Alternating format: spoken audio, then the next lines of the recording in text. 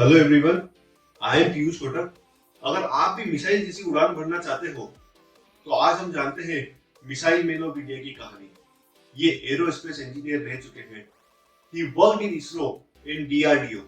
मैं बात कर रहा हूँ डॉक्टर एपीजे अब्दुल कलाम की। ये हिंदुस्तान के 11वें राष्ट्रपति भी रह चुके हैं। एक बार डॉक्टर एपीजे अब्दुल कलाम से पूछा था कि सक्सेस का राज क्या है, तो एपीजे अब्दुल कलाम जी ने बोला था सक्सेस का राज है राइट डिसीजन। लेकिन वो राइट डिसीजन कैसे मिलेगा? तो उन्होंने बोला कि बाय योर एक्सपीरियंसेस। तो आपके तजुर्बे ही आपको राइट डिसीजन लेने में मदद करेंगे। तो उन्होंने बताया कि आपको वो एक्सपीरियंसेस कहां से मिलेंगे? तो उन्होंने बोला कि आपके रॉन्ग डिसीजन से। तो उन्होंने बोला कि आपकी जो फेलियर होती है ना, वो ही आपकी सक्सेस का राज होती है।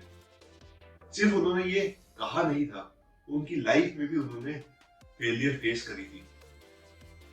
बचपन से बहुत ब्राइट स्टूडेंट हुआ करते थे एपीजे अब्दुल कलाम। जब उन्होंने कॉलेज में एडमिशन लिया, एमआईटी मद्रास में वो पढ़ाई करते थे इंजीनियरिंग की। एक बार प्रोफेसर ने अलग अलग ग्रुप ऑफ स्टूडेंट्स को एयरक्राफ्ट की डिजाइन बनाने के लिए कहा। एक हफ्ते का समय दिया था। एक हफ्ते के बाद सब ग्रुप को अपने डिजाइन प्रेजेंट करने थे। डॉक्टर एपीजे अब्दुल कलाम ये अपनी टीम को लीड कर रहे थे। उन्होंने भी अपना एयरक्राफ्ट का डिजाइन प्रेजेंट करा। जब प्रोफेसर ने वो डिजाइन देखा तो उन्होंने वो रिजेक्ट कर दिया और कलाम को बोला कि Kalam, this is not expected from you. जो तुमने डिजाइन बनाया है वो तुम फाड़ के फेंक दो और तुम्हें 3 दिन के अंदर नया डिजाइन बनाना पड़ेगा। कलाम ने फेलियर अपनी लाइफ में इतनी फेस नहीं करी थी क्योंकि वो हमेशा से बचपन से एक ब्राइट स्टूडेंट हुआ करते थे। लेकिन वहां तक तो बात सीमित थी। उसके बाद प्रोफेसर ने बोला कि अगर तुम 3 दिन में डिजाइन नहीं बनाओगे तो तुम्हारी स्कॉलरशिप भी छीन ली जाएगी। तब कलाम की उम्मीदें दांव पर लगी हुई थी क्योंकि उनके पेरेंट्स, उनके सिबलिंग्स, सब लोगों की उनसे बहुत एक्सपेक्टेशन थी। एपीजे अब्दुल कलाम ने 2 दिन तक दिन रात मेहनत करके बिना सोए बिना खाए डिजाइन तैयार करी। 2 दिन के बाद जब प्रोफेसर उनके रूम में एंटर करे तो उन्होंने देखा कि कलाम ने डिजाइन 2 दिन के अंदर ऑलमोस्ट रेडी कर ली थी।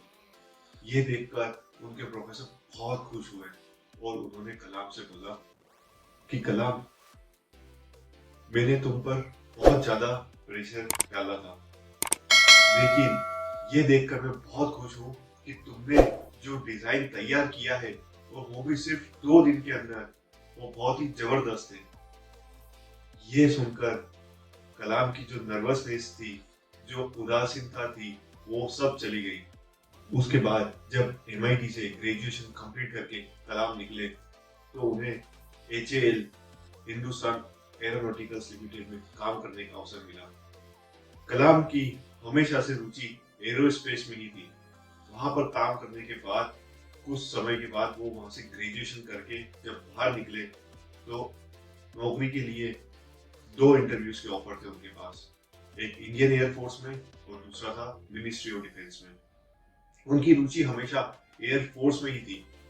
वहां पे वो इंटरव्यू के लिए गए लेकिन वो सिलेक्ट नहीं हो पाए।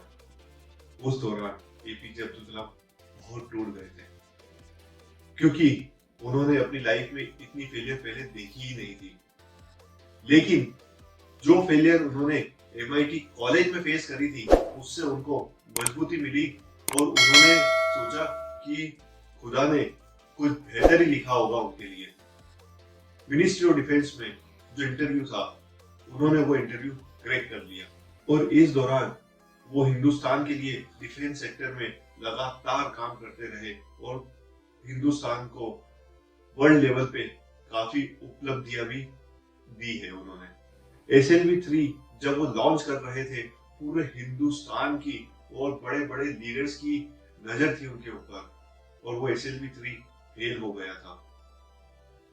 लेकिन जो कॉलेज में और जो इंटरव्यू के दौरान उन्होंने फेलियर फेस करी थी, उस फेलियर ने उन्हें यहाँ पर ओवरकम करने का जोश दिया, जज्बा दिया, क्योंकि वो जानते थे failure is just a temporary, और जो भी सक्सेस होने का राज है वो फेलियर से होकर ही गुजरता है।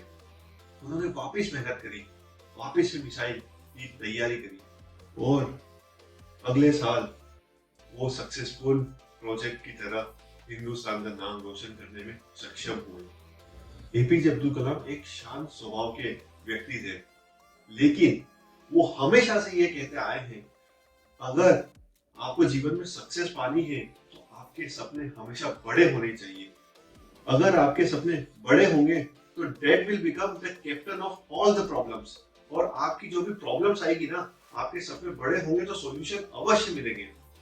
तो इसी के साथ मैं आपको कहना चाहता हूँ कि आपके सपने हमेशा बड़े रखें, और अगर कोई फेलियर आ रही है तो that will be the way for your success.